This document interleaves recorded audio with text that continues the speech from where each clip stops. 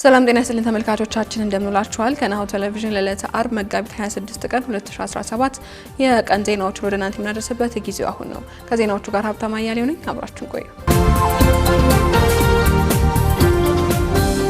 ወደ ቀዳሚ ዜናችን እንለፍ። በአማራ ክልል ጃዊ ወረዳ በተከሰተው አተት መሰል ወረርሽኝ ሁለት ሰዎች ህይወት ማለፉ ተገለጸ።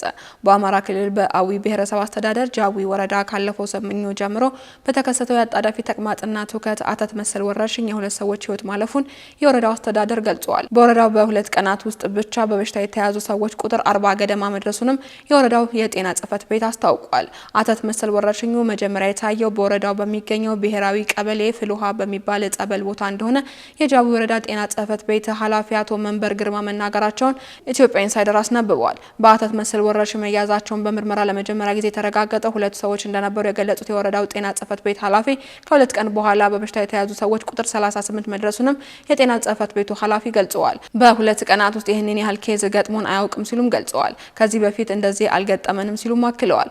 በ24 ሰዓት ውስጥ ወደ 20 ሰዎችን ማግኘት ማለት በጣም ከባድ ነው ሲሉም አቶ መንበር የሁኔታውን አሳሳቢነት አመላክተዋል።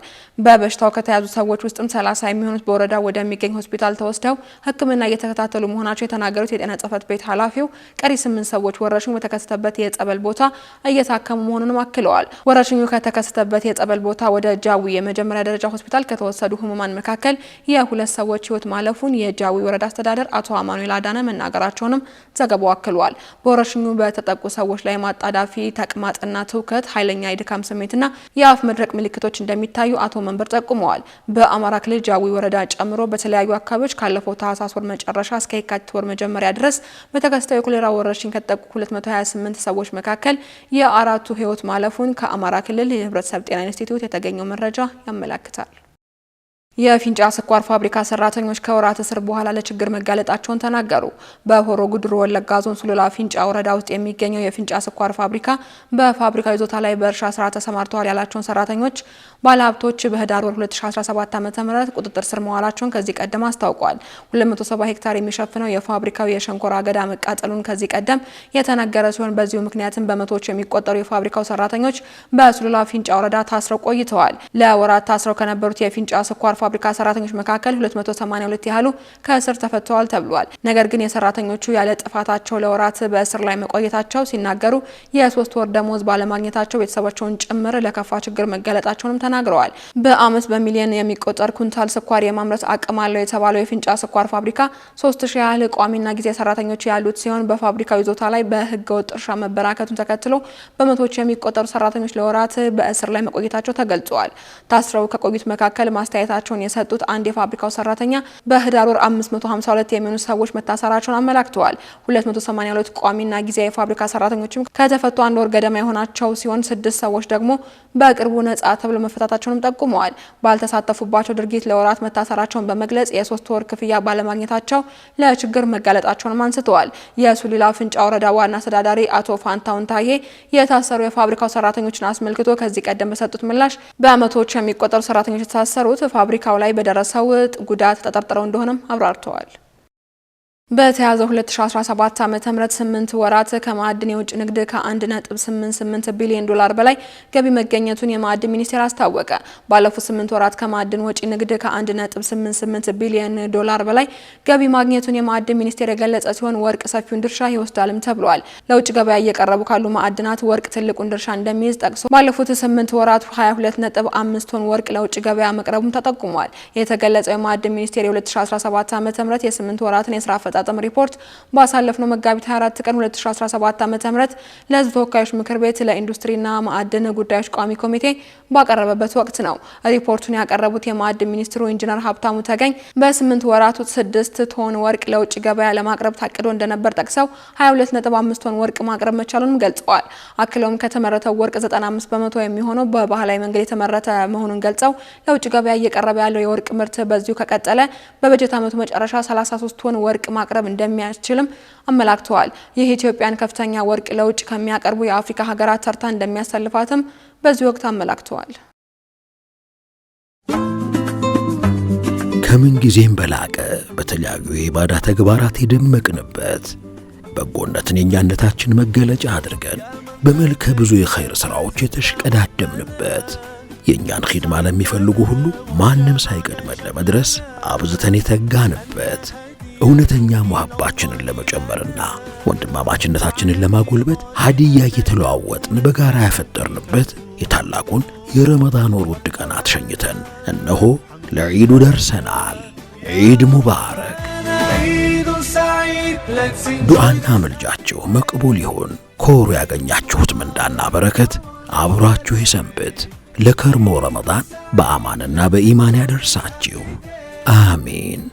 እንኳን ለ1446ኛው ዓመተ ሂጅራ የዒድ አልፍጥር በዓል በሰላም አደረሳችሁ። አቢሲኒያ አሚን እሴቶን ያከበረ ዒድ ሙባረክ። አቢሲኒያ የሁሉም ምርጫ።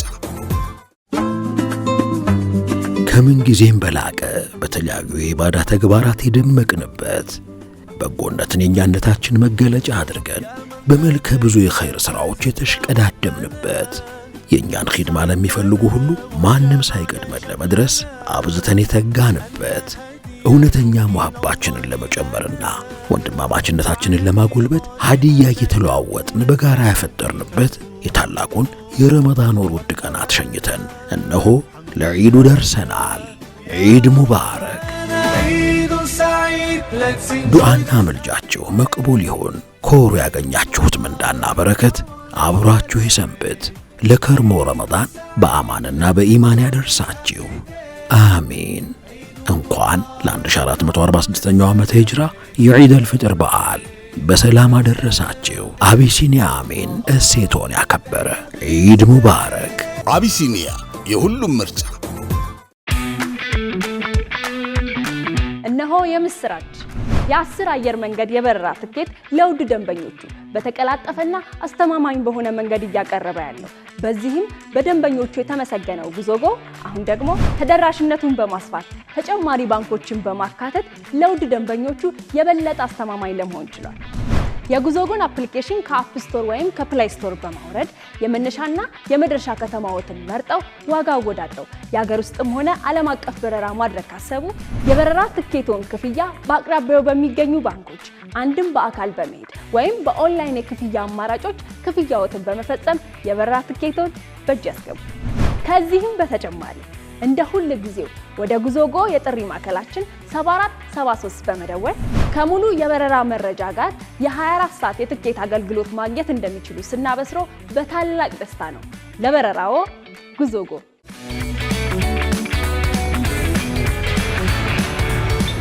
ወደ ውጭ ዜናዎች እናልፋለን። የሱዳን ፈጥኖ ደራሽ ኃይል መንደሮች ውስጥ በተከታታይ በፈጸሙት ጥቃት ቢያንስ 89 ሰዎች መሞታቸውን የሱዳን የሰብአዊ መብት ተሟጋች ድርጅቶች አስታወቁ።